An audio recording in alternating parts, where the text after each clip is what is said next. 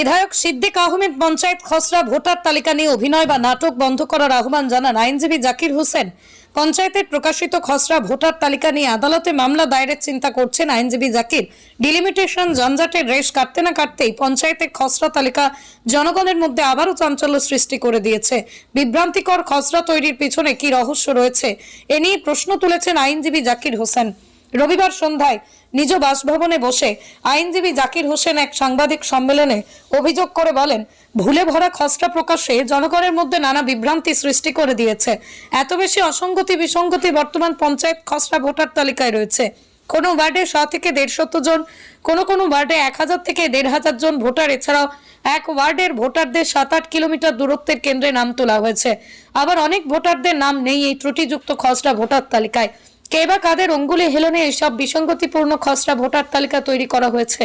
দক্ষিণ করিমগঞ্জের বিধায়ক সিদ্দিক আহমেদকে দায়ী করে আইনজীবী জাকির হোসেন অভিযোগ করে বলেন, উন্নয়নের স্বার্থে বিজেপি মুখী হওয়ার পর দক্ষিণ করিমগঞ্জের বিধায়কের নিজের নাম পঞ্চায়েত খসড়া তালিকায় নেই। এর থেকে অকর্মণ্য বিধায়ক কে হতে পারে বলেই তিনি প্রশ্ন তুলেছেন। দক্ষিণ করিমগঞ্জের জনগণ বুঝতে বাকি নেই, অকর্মণ্য কোনো জনপ্রতিনিধি দিয়ে আর কাজ হবে না। ডিলিমিটেশনের সম্পূর্ণ এসপিওকে অমান্য করার পরিপ্রেক্ষিতে গুয়াহাটি হাইকোর্টে মামলা চলছে। হেন পরিস্থিতিতে বিসঙ্গতিপূর্ণ পঞ্চায়েতের খসড়া প্রকাশে জনগণের মধ্যে একটা চাঞ্চল্য দেখা দিয়েছে। জেলা স্তরে, রাজ্য স্তরে বিভাগীয় আধিকারিকদের কাছে পঞ্চায়েতের বিসঙ্গতিপূর্ণ খসড়ার বিভিন্ন অভাব অভিযোগ স্মারকলিপি দায়ের করে প্রতিলিপি তাদের কাছে দিলে আইনজীবী হিসেবে সামর্থ্য অনুযায়ী সহযোগিতা করার প্রতিশ্রুতি দিয়েছেন তিনি। ব্যাপার হলো, দেখো আপনারা আজকে মাতার আমার মূল উদ্দেশ্য হইল, অ্যাকচুয়ালি তো কথাগুলা হইতে গেলে দীর্ঘ সময়ের দরকার। যেভাবে আজকে ডিলিমিটেশনটা হয়েছে, বিগত ডিলিমিটেশন, আমি সংক্ষেপে ডিলিমিটেশনের কথা কই। আর যখনও ডিলিমিটেশনটা হয়েছে এবং প্রথম ড্রাফট লিস্টটা আউট হয়েছে, তখন থেকে আমরা বিভিন্নভাবে প্রতিবাদ করি।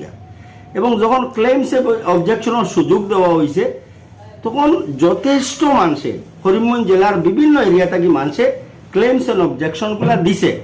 কিন্তু যে যারা দায়িত্ব আছিল, এরা কোনো ধরনের এই ক্লেমস অবজেকশনগুলারে পাত্তা না দিয়া শেষ পর্যন্ত ডিলিমিটেশনের এসওপি অনুযায়ী যে ডিলিমিটেশন করা, এটা তো হইছেও না। এবং ড্রাফটের পরে গিয়া দেখা গেছে একটা লিস্ট বার হয়েছে জেলা পরিষদ এবং একটা আঞ্চলিক পঞ্চায়েতের লিস্ট, কিন্তু ফাইনাল কোনো ডিটেইলস লিস্ট এখন পর্যন্ত ডিলিমিটেশনের আউট হয়েছে করি আমার জানা নাই। দ্বিতীয় কথাটা হয়েছে, আজকে দেখা যায় 2-3 দিন আগে যে আমার পঞ্চায়েতের যে ড্রাফট ভোটার তালিকা যেটা বাইর হয়েছে, এই ভোটার তালিকাটা আমরা নিয়া দেখছি যে যেভাবে বগাস একটা ডিলিমিটেশন হয়েছিল, এইভাবে কোনো সুবুদ্ধিসম্পন্ন মানুষ, একমাত্র আনসাউন্ড মাইন্ডালা কোনো মানুষে এই ধরনের ভোটার তালিকা যদি প্রিপেয়ার করে, এইটা মানিয়া নেওয়া যাইব। নতুবা কোনো সুবুদ্ধিসম্পন্ন স্বাভাবিক মানুষে এই ভোটার তালিকাটা যেটা বাইর হয়েছে এটা মানত না। তার কারণটা হইল, দেখো একটা ওয়ার্ডর ফার্স্ট 7টা হোল্ডিং রে নিয়ে আরো একটা ওয়ার্ডের লগে সংযুক্ত করে দেওয়া হয়েছে। এবং একটা বাড়িতে 10টা হোল্ডিং আছে, এই 10টা হোল্ডিং থেকে দেখা যায় 7টা হোল্ডিং নিয়ে আরেকটা জিপিতে এড করে দেওয়া হয়েছে। এবং মানুষের দেখা যায় এখন পর্যন্ত নামগুলা আইছে না, এই ভোটার তালিকায় নাম নাই। মানুষ অসহায় কান্দাকাটি করে, মানুষের এমন একটা হেরানির শিকার হয়েছে মানুষ, যে এই ডিলিমিটেশনের উদ্দেশ্যটা তো বাস্তবায়িত হয়েছেও না। এখন ব্যাপারটা হয়েছে যে ওয়ার্ডগুলা করা হয়েছে, আমরা ডিলিমিটেশনের সময় কইছিলাম পাবলিকরে, আমরা অ্যাওয়্যার করছিলাম যে আপনারা সজাগ হইন, যে এই ডিলিমিটেশনও দেখা যায় 1600-1700 বুট দিয়া কোনো ওয়ার্ড করা হয়েছে। এবং এটা সারপ্রাইজিং ম্যাটার, এটা আশ্চর্যের বিষয় হইল যে 124টা 150টা বুট দিয়াও একটা ওয়ার্ড গঠন করা হয়েছে। এই যে ডিলিমিটেশন, এই ডিলিমিটেশনের পরবর্তী সময়ে যে ভোটার তালিকার ড্রাফট যেটা বাইর হয়েছে, এটা দেখার পরে এটা কোনো অবস্থায় মানিয়া নেওয়া তো সম্ভব নয়। এবং এর লাগি আমার জনসাধারণের উদ্দেশ্যে একটা কথা, যে আপনারা যেখানে মিসিং হয়েছেন, যেখানে ভোটার তালিকাটা প্রপারলি আপনারা নাম আইছে না, যারা আপনারা ডিসি মহোদয়ের কাছে আপনারা আবেদন হরক্কা, সার্কুল অফিসে আবেদন হরক্কা, ইলেকশন অফিসে আবেদন হরক্কা, সিও করিমগঞ্জ জেলা পরিষদের কাছে আবেদন হরক্কা। এবং আপনারা অবগতির লাগে একটা কথা কইয়ার যে আপনারা যে পিটিশনটা দিবা এই পিটিশনের প্রতিলিপি যে কপি একটা রাখবা, কারণ এটা লইয়া আমি আমার ব্যক্তিগতভাবে কইয়ার আমার এক রক্তবিন্দু থাকা অবস্থায় যে আমি এটা লইয়া আইনিভাবে লড়তে প্রস্তুত।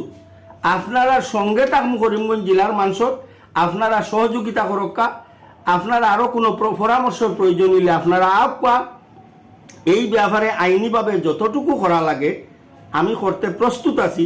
আপনারা জানেন আজকে আমার বিধায়ক সিদ্দেক আহমেদে কইতরা যে তানো নাম নাই, বড় অসহায় ফিল হইছে। আমি সিদ্দেক সাহেবের একটা কথা অনুরোধ করিয়ার আর মানুষের বিভ্রান্তি করেন না জানি। ব্যাপার হইল আপনি বর্তমান বিধায়ক, আপনারা তো ক্ষমতা, আপনি নিজে কইতরা আপনি বিজেপির সঙ্গে আসেন, আপনি বিজেপিতে ভোট দেওয়াইছেন, বিজেপির সরকার চলে। আজকের দিনও আপনি বিধায়ক থাকা সত্ত্বে এইভাবে মানুষের ভোট নিয়ে চিনিবিনি খেলা হইল, আর আপনি অসহায়ের মতো কইতরা যে জিও করবা, আপনি আন্দোলন করতে বালা কথা ওয়েলকাম করি, আর আমরা আন্দোলন আমরা সহযোগিতা করবো। কিন্তু কথাটা হয়েছে আপনি কই আসলা যখন এই বকাশ একটা ডিলিমিটেশন হইল, ডিলিমিটেশন হওয়ার পরে আপনার মতো মানছে যে উকিলের ফিস দিয়ে 100 টাকা ইস করতে পারলাও নে, আপনি তখন করছেন না। আপনি ইস্যু ভিত্তিক পলিটিক্স করেন, আপনি এখন একটা ইস্যু ক্রিয়েট হয়েছে, জনসাধারণ হেরানির শিকার হয়েছে, ওটা চাইতরা ওটার একটা ফায়দা লওয়ার লাগি আপনি চেষ্টা করতা। কোনো অবস্থায় এই ধরনের বিভ্রান্তি আপনি জিও করবা না। আপনি আন্দোলন করেন সঠিক পর্যায়ে গণতান্ত্রিক উপায়ে, সংবিধানে আমরা অধিকার দিছে আমরা আন্দোলন করার, আমরাও আন্দোলন করমু গণতান্ত্রিক উপায়ে করমু, এবং আমরা মামলা মোকদ্দমা করমু। যেহেতু আমি অলরেডি আমার একটা মোকদ্দমা আমি এবং আমার বন্ধু আব্দুর মৌলানা সাহেব প্রাক্তন জেলা পরিষদ সদস্য গান্ধাই ব্রাহ্মণ শাসন নিয়ে আমরা একটা পিআইএল করছি রিগার্ডিং ডিলিমিটেশন।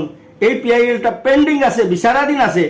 এটা লইয়াও আমরা অতি সত্তর আপনারা একটা সুখবর দিমু।